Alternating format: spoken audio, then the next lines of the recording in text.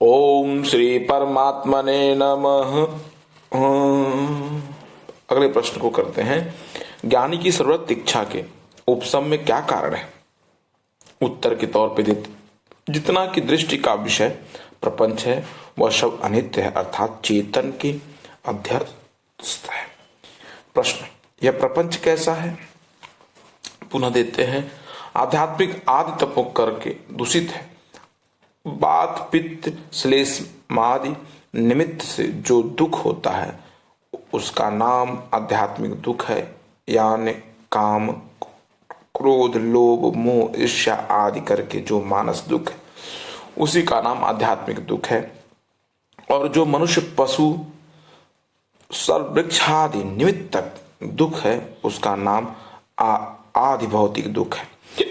यक्ष, राक्षस, विनय आदि निमित्त जो दुख है उसका नाम अधिदैविक दुख है।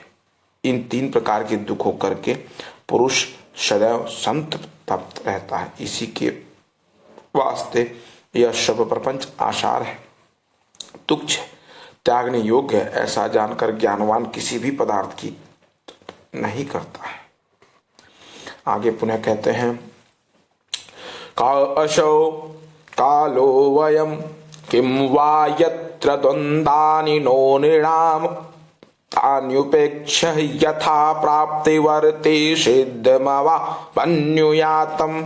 पुरुष को सुख दुख किसी खास काल या अवस्था में नहीं व्यापता है, किंतु सब अवस्थाओं में और सर्वकालों में सुख दुखादिक द्वंद्व देहधारी को बराबर बने रहते हैं। इसी वार्ता को राम जी ने अध्यात्म में रामायण में कहा है।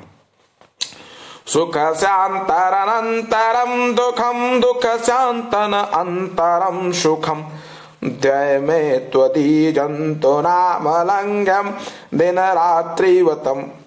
सुख के अनंतर दुख होता है और दुख के अनंतर सुख होता है। ये दोनों निश्चय करके को अलग है, यो यानी हटाने नहीं जा सकते।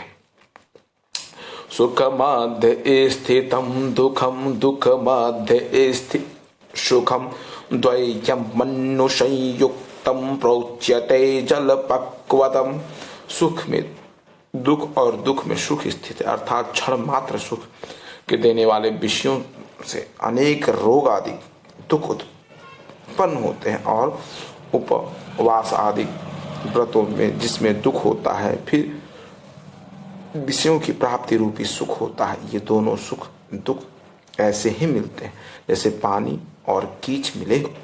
किसी भी देहधारी से यह सुख दुख किसी काल में त्यागे नहीं जा सकते। इस वास्ते विवेकी पुरुष उन सुख दुख दिग्द्वंद्वों में भी इच्छा को त्याग कर शरीर प्रारब्ध आश्रित छोड़ देता है। जय जय श्री हरि।